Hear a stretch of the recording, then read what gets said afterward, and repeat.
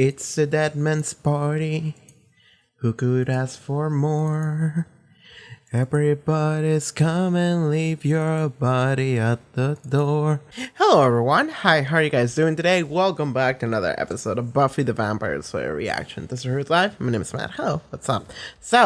Okay, Buffy, we started season 3 last week. So this week we're watching episode 2. I like the title of this episode, but okay, before we begin, let's talk about last week's episode. So, what's up everybody?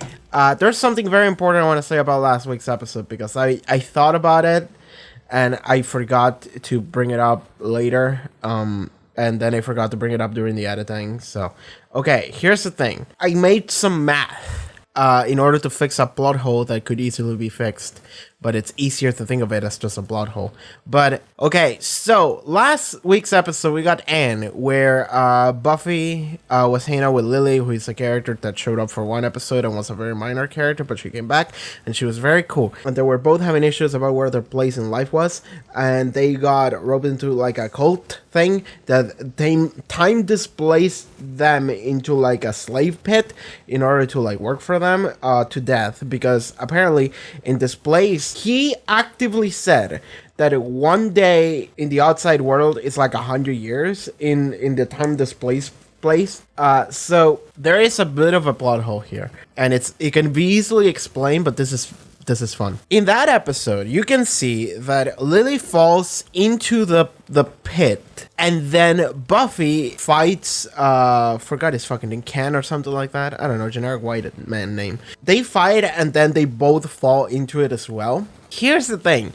I counted. I looked at the footage and I counted. There is 9 seconds between Lily falling and then Buffy and the other guy falling as well. But by the time that they both get to the other side, Lily is sitting there as if she just fell when it had been 9 seconds. And if we're to believe that crossing that barrier creates a time displacement barrier that makes it so time moves at a way faster rate, then I did the math, and the math might not be perfect. I am a high school dropout and I haven't had to think too hard about numbers for almost 10 years. If I did my math correctly, okay, so if I did this right, then the percentage would indicate that 9 seconds would convert into 328,725 seconds, which would round up to about 91 hours or almost 4 days. So if that number is correct, then that means that Lily falling into the pit and then Buffy falling later, Lily had to have been sitting there for 4 days before Buffy came in. She does not look like she just sat there for 4 days. It looks like she just fell there. I believe that she would just like stood around and walked around,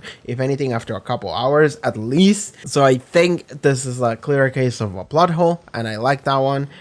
This is very easily explained. Like, I can just come up with a bullshit reasoning, which is, hey, the time displacement thing becomes greater the further away you are from the portal. So that means that when you go to the slave pit, that's when it starts going really fast. But when you get really close to it, then it's not that big of a difference. Sure, we can roll with that one. However, they did not explicitly state that in the episode, so I choose to believe this is a plot hole because it's fun that way. Anyway, that's just my little bit quick thing that I did off screen because it was fun. Anyway, what's up? We watched Anne last week. I really liked the Anne episode.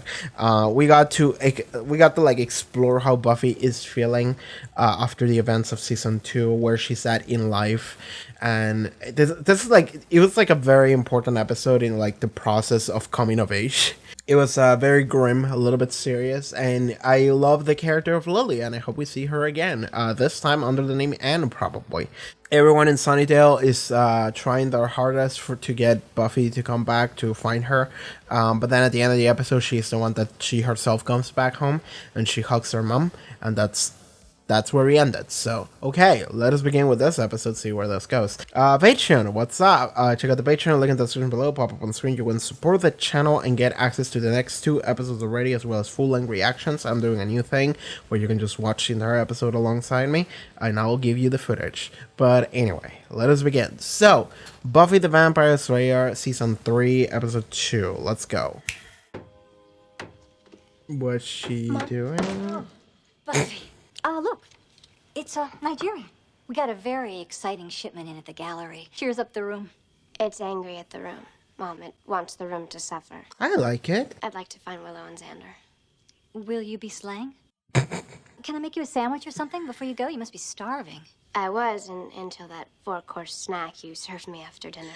Okay. Why don't I drive you? I like this. She's like overcompensating because she just missed her daughter so much, which is actually really cute. Oh, okay. You know what? I thought it looked like him from behind the hair. Okay, yeah. Forgot about that for a second. And crucifix. Everything okay? Nighthawk. That's funny. Hey, Buffy. Hey. Hi, guys. Well, you found them. You know what? I will watch the intro. Actually, oh god, I forgot to check for spiders again. Someone told me and I forgot. I'm actually not paying attention to what's happening. I just want to see who's in the titles. I want to see if Oz is in the title. That's what I want to see. Angel. Okay, he's gonna show up again then.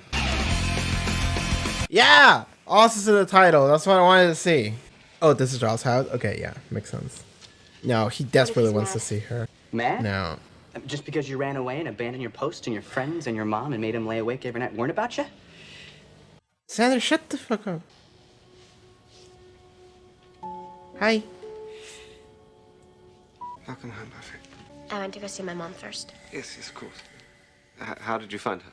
Well, I pretty much remembered the address. Hey, so you're not wanted for murder anymore? Good. That was such a... Cool. I mean, makes sense.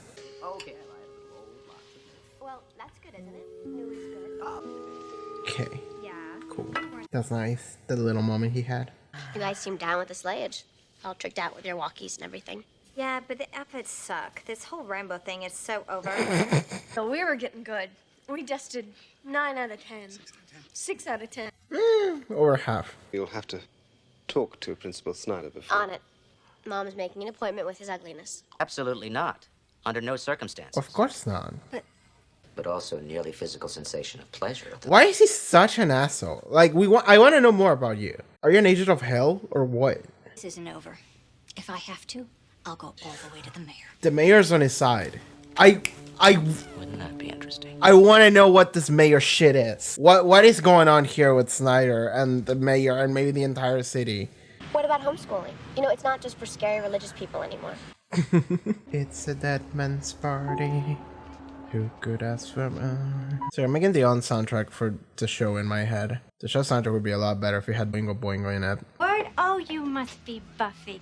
Who? Oh, I'm Pat from your mom's book club. I'm sure she mentioned me. Actually... Not at all. Anyway, I'm off. We're making empanadas in my Spanish class tonight. Oh, carne o pollo. Jamón y queso también son buenos. Man, I saw a friend of mine posted a picture of making like empanadas that look like little dinosaurs, and people like started stealing that image and calling them pierogis, and all of us were like, "What the fuck is a pierogi? It's a fucking empanada." What if I invited Willow and Mr. Giles and everybody over for dinner tomorrow night? Oh, that'd be nice. Man, she doesn't want that. Is it too much? Real quick. What is this? Aw. When did we take that? What the Mom, what the fuck were you doing this summer? Man, there was a JoJo episode about this. The cat is gonna become a plant, and the plant is gonna shoot air bubbles and kill people. Oh, the mask! Oh, it's gonna resurrect the cat or something. As we all know, indigenous tribes of the far east lands of Africa all have magic powers. This is kind of funny. Not gonna lie, this is not real. But we still have all the sets. I'm afraid. You should be.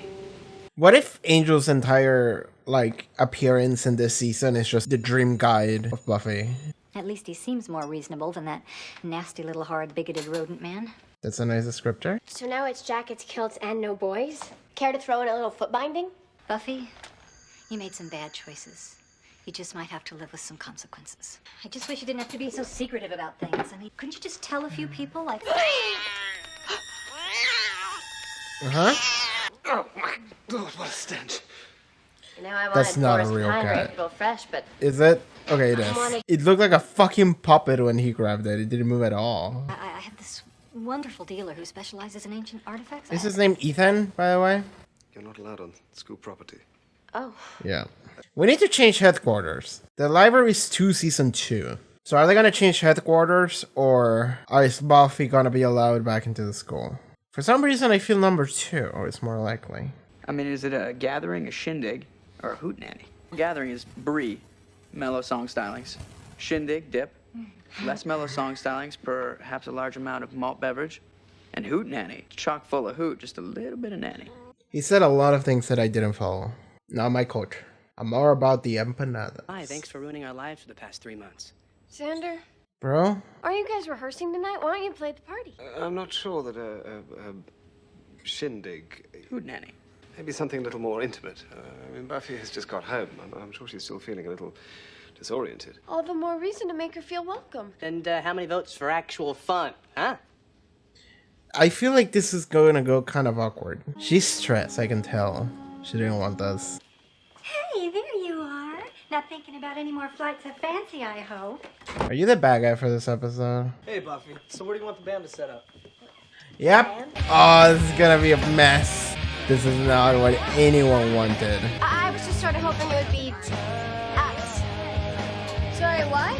Setting where you can't even talk to your friends. We also have like an ancient artifact that's gonna fuck everything over too, so. You seem to be avoiding me in the one-on-one sense. This isn't avoiding. See, here you are, here I am. Surrounded by people. With the party, because we're all glad you're back. Good. Okay. And then she walks away. Ancient mask of evil. Oh, this bird. Wait, who's that? Is it just some dude that's getting resurrected? For a second I thought it was Giles, but I think it's just some random guy. What are you doing? I was just Fighting for my life. like people I didn't even know missed me. Mm-hmm. Yep. No, oh man. It's just a bunch of... I think it's just... They're just gonna show me a bunch of people that are dead or just dying, and they're gonna come back to life. Thanks to the power of the mask. Okay, he's killing them, sure. He's not just bringing them back to life. It's not Torchwood Miracle Day. This party? Heard it was for some chick that just got out of rehab. Nope. While Buffy was gone, all I could think of... Buffy's gonna overhear this, and it's not gonna sound good. Having Buffy home, I thought it was going to make it all better, but in some ways, it's almost worse. Again! Literally, we just come back, and this is what we have to deal with immediately. Alright. Packing things again, immediately. I've actually been at this exact same place before, where she sat right here. I probably didn't have a bunch of zombies to fight to keep me occupied off of things, but... Oh my god. Is an army of zombies gonna show up at the house to try and take the mask back? They're not gonna hear this phone because of the fucking party. Buffy! Hey, I need to talk to a buddy. Is there a buddy here? You got the wrong costume, Mr. Belvedere. Hello? Oh my god. Not good. You have to go there yourself and fight some zombies or whatever. Oh, hi. You're leaving again? It's not like anyone will mind. Oh no, have a great time. Oh, and don't forget to not write. Why are you attacking me? I'm just trying to make things easier. For who? You guys were doing just fine without me. We were doing the best we could. It's not like we had a lot of choice in the matter. You don't know what I was going through. Well, I'd like to. Maybe I just need you to talk to me. How could I talk to you when you were avoiding me? This isn't easy, Buffy. My life. I'm dating. I'm having serious dating with a werewolf. And I'm studying witchcraft and killing vampires. And I didn't have anyone to talk to. That's exactly where Buffy said at the beginning of the show. Do you like my mask? Isn't it pretty? It raises the dead. Americans. Oh yeah, he's mad hurt, but he was already dead. Don't worry about it. Back to the car. I wanted a call every day. It doesn't matter, Buffy. It doesn't make it okay that you didn't. What is this? Mom, please, could you No, just... I can't just. She was running away again. No, I wasn't. I'm not sure. Well, you better get sure and explain yourself right. Don't be hard on her. You know what? That's it. You and I are gonna have a talk. Mom, please. You know what? I don't care. Do you have any idea what it's been like? Of course the music Isn't stops it? You there. can't imagine months of not knowing. But you told me. You're the one who said I should go. You said if I leave this house, don't come back. You found out who I really was, and you couldn't deal. Don't you remember? You just dumped this thing on me and you expected me to get it. Well, guess what? Mom's not perfect, okay? I handled it badly. But that doesn't give you the right to punish me by running Punish away. you. I didn't do this to punish you. Well, you did. Of course. You know, maybe you don't want to hear it, Buffy, but taking off like you did was incredibly selfish and stupid. Okay, I screwed up. I know this. But you have no idea. You have no idea what happened to me or what I was feeling. You can't just bury stuff, Buffy. It'll come right back up to get you. Of course, we had to throw that line in there, fitting to the dumb zombie plot that's happening in the episode. I really want to see how this episode goes with this theme that they're throwing here, because I can relate to a lot of it, so I want to see what the show says about it. As if I even could have gone to you, Xander. You made your feelings about Angel and I perfectly clear. Mm-hmm. Time out, Xander. Put yourself in Buffy's shoes for just a minute, okay? I'm Buffy, freak of nature, right? Naturally, I pick a freak for a boyfriend. And then he turns into Mr. Killing Spree, which is pretty much my fault. Cordy, get out of my shoes. I'm just trying to help, Buffy. Buffy, you know. Willow, please. I can't take this from you two. Let her finish. You at least owe her that. God, Xander. Do you think you could at least stick to annoying me on your own behalf? Okay, gonna step in now, being referee guy. No, let him go, Oz.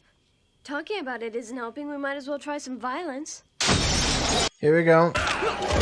He's dead. Well, people are dying at Buffy's house. Not great. Giles is the only one that knows that there's zombies, and the mask is the one that's causing this. Is the mask glowing with evil red eyes? Oh God, Beth, she's dead. Well, not for long. Yes, glowing. Look at it. Cornelius beats me. I think the dead man's party's moved upstairs. Title drop. Also a good Oingo Boingo song. If one of them puts it on, they become the demon incarnate. We need to destroy it. Oh god, fucking Pat. Okay, we gotta kill Demon Pat. I kinda like that actually. You die. Don't you fucking dare. What does she do? Tell Buffy! The body's paralyzed in his eyes! Has to go for the eyes to defeat him! Okay, fight dirty. Buffy! Hey, Pat. Yeah. Major luck. And it just fucking disappears. And they all do. Okay, cool. Alright then. That's convenient. No dead bodies to take care of. Man, our house is gonna need a lot of like help. Everything looks like shit now. Oh, is Giles gonna talk with him? Do we have an appointment? I'd like to have a word with you. I want him to just punch him in the That word's face. Buffy. Personal dislike of the girl does not legally entitle you Why to... don't you take it up with the city council? I thought I'd start with the state Supreme Court. Hmm. I'm not convinced. Mm-hmm. Would you like me to convince you? Man, I would like for that scene to go longer. Just punch him or something. A couple pagan blessings and a teeny glamour to hide a zit. I wish I could have been there with you. Me too. I really freaked out. Imagine being Willow's parents. Your daughter's doing some fucking pagan rituals and shit in her bathroom. I can take my lumps for a while. All right, I'll stop giving you a hard time. Run away. Sorry. Quitter. Whiner, Baylor. harpy, Delinquent. Tramp. Bad seed. witch. Freak. Here I thought I was gonna get some fun Oingo Boingo goodness, but instead I got a very depressing and real episode, which is welcomed. I'm happy about that. But okay, that was Dead Man's Party. I mean, whatever the zombie cursed ancient tribal mask storyline or whatever we were doing, I'm not gonna talk about too much because I don't think that's what matters about this episode. I do find it funny that Giles had a moment of like, of course, Americans. Yet this episode was written to be like that. You know, it's this thing where like, yes, we always have the cliche of like, hey, we have some ancient cursed tribal mask that has magical powers and is evil, and it's just like, yeah, okay, like that's the problem, right? It like white people taking shit and putting them in their bedrooms and being like, oh, that looks cool, and it's like, oh my god, of course Americans would do that. It's like, no, you're writing it to be like this, you know? So I think that's where the problem really lies, the fact that you are making it an evil ancient cursed mask, and not the fact that it is one. But anyway, moving on from that. Okay. The thing that really, really matters about this episode is Buffy coming back and feeling like she doesn't belong still. Which is... It's interesting that this is the route we're taking here. But it's one that I really like. Because I've started doing the reaction, but this is something... This is a place in life where I have been in. Like, it's very, very specifically. And so I was really curious as to how this episode was going to do this. And at the end, we don't have another conversation about it. But I suppose we all just bonded and felt better over just fighting together and survive against the zombies, I guess. But later at the end, the closing bit that we have is Willow and Buffy just talking shit to each other and bonding over that, and that's a good thing, you know, that was good. But at the same time, it's like both of them, like, because the fight that they had in the bedroom, like Willow and Buffy, like that was good enough. Like after the fight was over, like they probably thought about it, and it's like, okay, this makes sense. And it's the fact that, okay, so what's going on here is, sorry, I'm gonna get my purple lighting ready here. So in this episode, we'd really get to see Buffy. Well, she comes back. Okay, she goes and meets her friends again, and she meets her mom again. And the thing is that everyone is really awkward about it, which is very real. I like it a lot. I like how everyone is so awkward over everything. And it almost feels like everyone is trying to rush into a sense of normalcy. But the reality is that you can't do that. You can't just rush into things being normal, because they're not. Like, something happened and people need to talk about it, people need to discuss about it, and people need to express themselves. And this is where the core of the issue lies, is that Buffy didn't talk to anyone about what was going on, and then no one else also talked to Buffy about how they felt, because in some ways everyone is trying to be kind to one another in like a weird way. Like, they don't want to make things rough for Buffy or like throw so much on her plate immediately. But the reality is that maybe they all should talk about it. And Buffy should also do the same thing, explaining to them what was going through her mind and how she feels. And this is very interesting, because I was thinking about this, and it's something that someone left a comment and telling me a couple episodes ago in the season finale for season 2. Someone left a comment for me that was, and I'm actually glad that I took like a little bit of a break between season 2 and 3 now, because this comment actually matters a lot. And it's someone pointing out the fact that when Xander said to Buffy, like, yeah, just kill him good, when it comes to Angel, well, the way he said it is, Willow told me to, and then he changed his mind, and then he said, yeah, kill him. Which, to Buffy, that sounds like Willow is dismissing her feelings. Because it sounds like after she finally kills Angel, and she feels like shit over everything that happened, it means that she has no person to go to talk about this, you know? She doesn't feel like she has anyone she can turn to. Her mom, for sure, no. Xander, no. Willow, also not. And I don't know, maybe she could talk to Giles, but like Giles is like this like weird like watcher figure. It's not really your best friend like Willow would be. So and then she gets this feeling that Willow wouldn't be on her side. She would be like, well, whatever, who gives a shit if he's dead? He was just an asshole.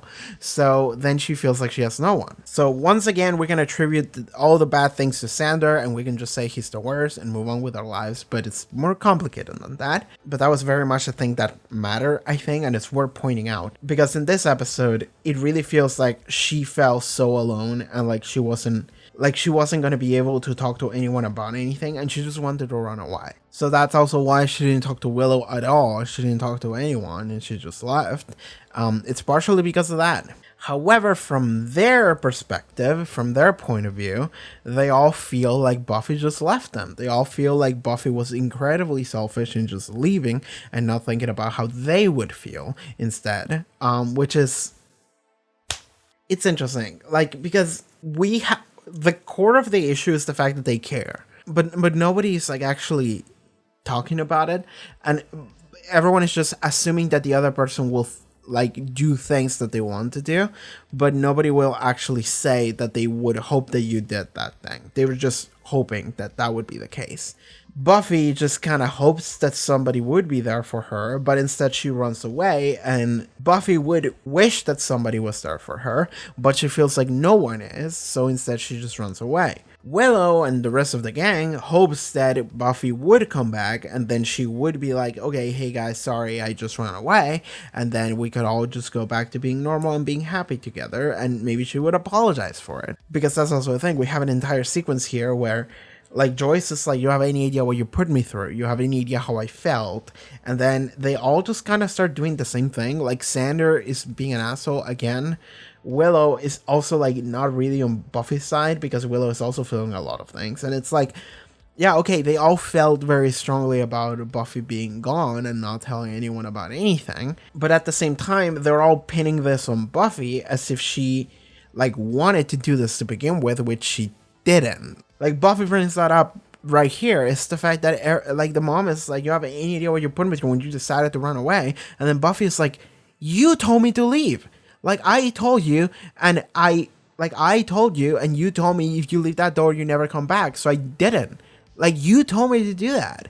So, like, and I like this interaction a lot because, like, Joyce is like, yeah, okay, well, sure, like, I fucked up. I'm not perfect. I don't know how to do this. You dropped a lot on me and I freaked out and I didn't know what I said. That's my fault. I'm like, yes, I fucked up. But that still doesn't give you the right to do that. And it's like, okay, like you're all at fault here to a degree. However, like I personally, and I don't know, I it would be really interesting for me to hear what people have to say on this episode and how they feel about this entire like argument that we have between all of these characters, because for me it's very difficult for me to not empathize with anyone that isn't Buffy here in this situation, because I have been in that situation, like exactly in that situation, like almost like literally the same thing, like leave and then come back, feel like literally no one is there for you and like everyone is better off without you, and then immediately living again. Like I've had that situation happen to me before. So as this was happening, I was just like, okay, I'm very interested in seeing how this is gonna go down here, how this is gonna resolve between these characters. And the way it goes is that everyone else jumps in and goes, we also feel like shit. It's not just you, Buffy. But at the same time, they don't understand how Buffy feels. But like, it sounds like Buffy doesn't understand how they feel either. So it's this thing where, like, at the end of the day, everyone feels like shit. Everyone, like, hates that this happened.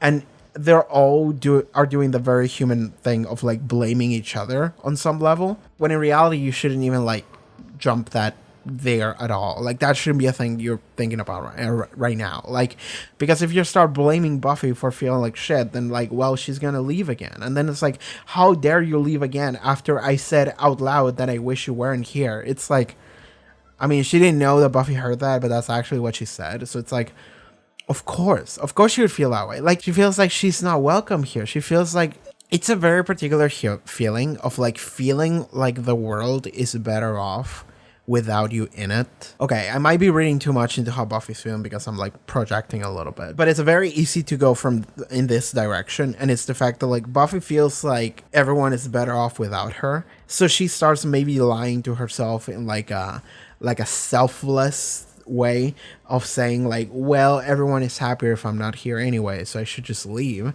so everyone can be happy. That's a very easy trap to fall into. But what that really is that Buffy just hurts. So the easiest thing to do to stop hurting is to just leave. That won't fix the problem, but you will be able to move on from whatever they're doing. So that's Buffy's solution here. Again, she starts packing her things again, and it's like, well, I feel like shit. I feel like nobody wants me here. I feel like nobody wants to talk to me. So I'm just gonna go again because, hey, nobody likes me anyway. Because, like, from any perspective, and like, again, this is a very easy trap to fall into, because from any perspective you see it, it's like, I feel like shit, so I should just go. And they don't want me here, so I should just go. Like, either way, this sounds like the best thing to do, because you truly believe that those people would be happier if you weren't here, and you would be happier if you weren't here. So why not? But what actually is happening is that nobody's telling Buffy that they want her here. Everyone is failing to communicate this. And on some level, it's like they all feel really awkward about her coming back and not fully knowing very well how to respond to that, how to reply to that. And so because of it, it comes off as they don't want to talk to her. They do. They just don't know how to do so, because nobody's communicating and nobody wants to take the first step in communicating because it's awkward. So it leads into the situation where everybody, like every party, believes that the other party doesn't want to talk to them. They believe that the other party doesn't want to be here or doesn't want them anyway. Like, imagine how Willow felt. Like, it's very easy to see how Buffy felt, but imagine how Willow felt. That, like, your best friend, somebody you trust, somebody you spend all your time with and you love her very much, suddenly disappears. And it's like, okay, what happened? And it's like, well, I don't know. Like, even if something did happen, you can assume that something might have happened. Like, Angel was killed or something. And it's like, well, why didn't she tell me? Like, why didn't she come here and talk to me about it? Like, we probably would have figured something out. Like, I thought that me and Buffy were best friends. Like, why didn't she come to me and talk about something that I feel like I could have helped her with? Like, that's when you start feeling like maybe we weren't that great friends. Like, maybe we weren't that close. Maybe she doesn't trust me that much. Like, that's when the self-doubt starts to creep in. So, okay, when you start seeing things from that perspective, it starts to make a little bit more sense. Which is why that conversation went that direction, where Willow starts telling Buffy. And, like, it's very easy for one to empathize with Buffy exclusively and start feeling like everyone is attacking her when we only see Buffy's perspective, when in reality, if we see everybody's perspective, we would have started feeling like, okay, everyone is fucked up and everyone is trying their best. So, okay, this makes sense. And they're not fully in the wrong for reacting the way they are. However, like, everyone is like very like visibly just emitting a bunch of emotions and not really thinking about what they say. Sander is the worst offender of this. Literally everything that Sander says is just like, yeah, well, fuck it, whatever, fuck you. And it's like, think about what you're saying and think about what would happen if you say it. Sander never does it, and I hate him for it. But like every other character, whenever they're talking to Buffy here, it's like they're pinning everything on her, like how dare you run away from us. But they're just having an emotional outburst. That's what they're doing. And it makes complete sense that they're doing so. I would prefer it if they didn't. But at the same time, because we all got interrupted by the zombie fight or whatever, it means that those emotions died very quickly. They immediately shifted to like, okay, we gotta survive. So that helped out. You know, thank God for Oingo Boingo. I was just watching the scene again when they're all talking to each other, and God, I hate Sander. He has a moment where he was like, what you did, Buffy, was incredibly selfish and stupid, and I'm like, you're the most selfish person in this entire show. Also stupid. Shut the fuck up. Like, he has like no right to say anything about what he's saying. And also, like I stated before, he's potentially the only person to blame about what happened. Like, God, I hate Sander like fucking so much. I can't wait for this character to like evolve in a direction that like is gonna make it like a little bit better slightly, or fucking die. Like, I want Sander to die at this point, because I'm just like, God, like, you make everything worse. Like Like, now we're at the point where, like, you're actively making, like, the characters in the main cast feel worse, and nobody even knows that it's your fault, but it is, because I have audience perspective.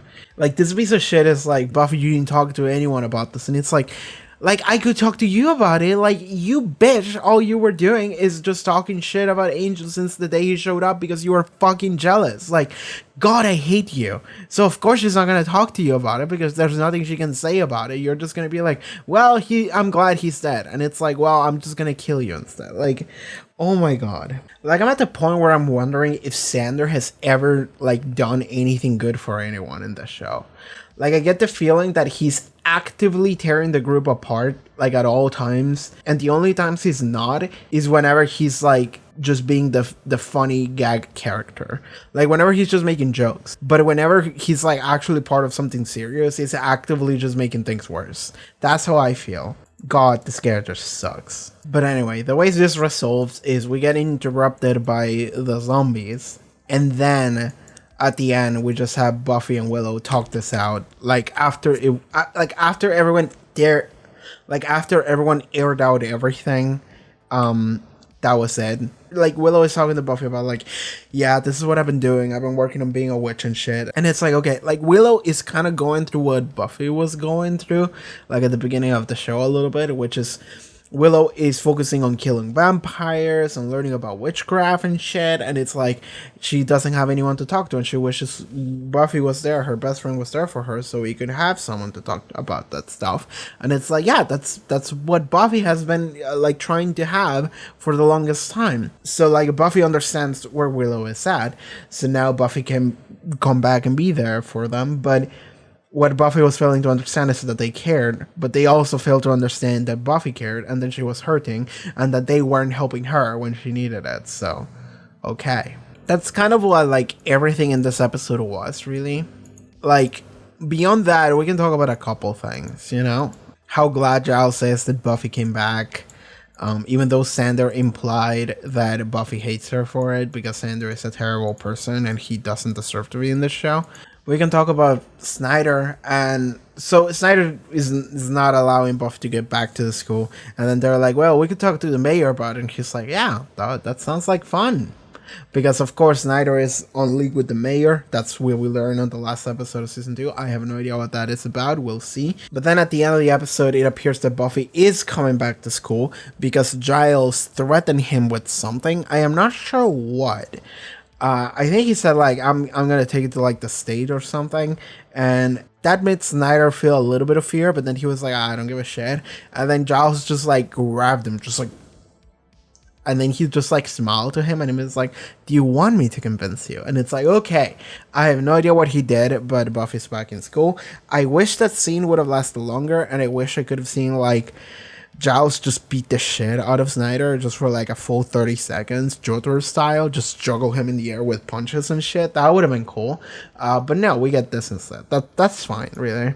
Man, I feel so bad for Buffy. She comes back and they all just organize some kind of weird ass party that she wasn't told that was happening. And then Willow is hanging out with Oz and watching them play. And Sander is hanging out with Cordelia and they're all kissing and shit.